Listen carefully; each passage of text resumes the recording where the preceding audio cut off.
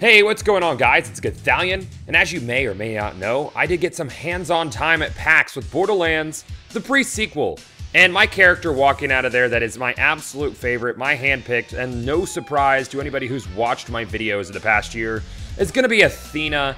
You guys know that I like to play melee-focused characters, and Athena is pretty much the closest thing we have to Zero inside of the pre-sequel. So I'm coming to you guys today with a little bit of my thoughts, a little bit of how I'm feeling about Athena as a melee character. How does she compare and contrast to Zero? Are Zero fans going to be pleased with the way that she handles and the way that her abilities mix with others?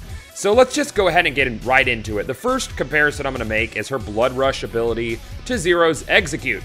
And I'm going to go ahead and say it doesn't have quite as much oomph behind it, but it does have about double the reach, and it is extremely satisfying to play with, and you don't have to wait for her action skill to be up to be able to use it. The reset on it when you kill someone with Blood Rush or apply a bleed to a new enemy, it works really well. I mean, you are pretty much constantly blood rushing around, rushing enemies, doing that lunge through the air. You could double jump into the air. One of my favorite things to do is to get a double jump or an air dash as high as I can fucking go, circle around an enemy, and then blood rush down onto him. It is super satisfying, and at the end of the day, I'm gonna have to say I like Blood Rush better than I like Execute just because of how often it is up. How its mechanic inside of it is really similar to Many Must Fall. It doesn't quite get as much damage behind it as Execute, but I played Athena with a crappy melee roid shield. I had no bladed weapon, and my class mod was not melee specific. So I have this feeling that when you get that kind of gear behind her, anything with a blade, she's gonna feel really potent. Really nice with the Blood Rush. Love Blood Rush, guys. You guys will love it too. Zero players, you have nothing to worry about. Melee Zero players specifically. I can't say for you gunslingers out there, you might want to go Nisha. But for you melee Zero players out there, Athena is the shit. She is awesome. She is a goddamn space samurai compared to the robot ninja of our good friend Zero. So the next thing we're going to talk about is survivability. Now, inside of the melee tree, Zero doesn't really have much for survivability.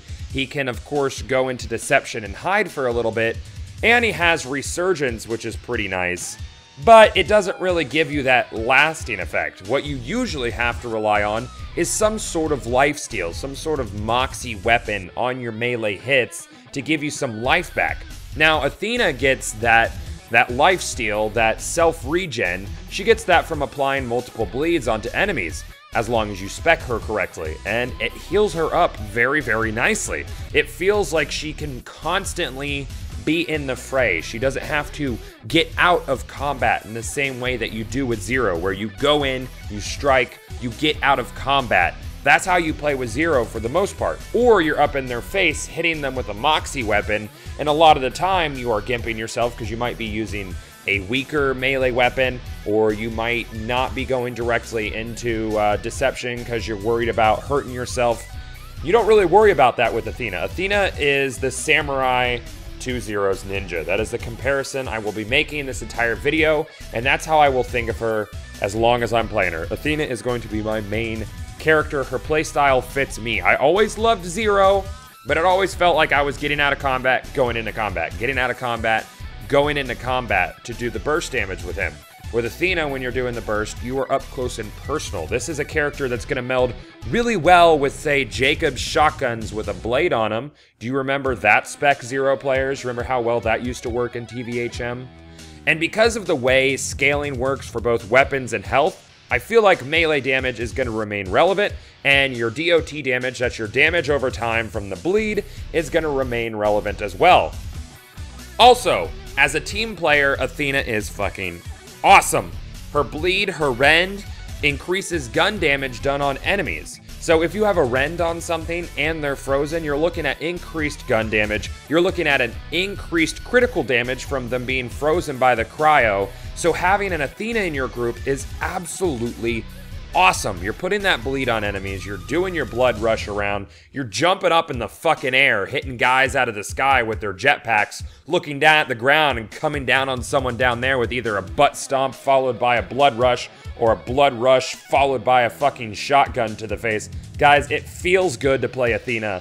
Hands down, my favorite character that I played with. Hands down, an easy transition for anybody coming from Melee Zero. You have nothing to worry about. She is the shit. This is the girl, right here. Athena is absolutely amazing. She is my space samurai, and I cannot fucking wait to gear her up and start really playing with this spec, guys. Let me know how you feel in the comment section below. Are you a Melee Zero player? Is this something you're looking forward to inside the pre-sequel? Don't forget to leave a thumbs up if you liked this little preview, my thoughts, my emotions about Athena the Space Samurai. She's fucking, you guys can say she's a gladiator all day. Space Samurai. Space Samurai, guys. And I will fucking see you later.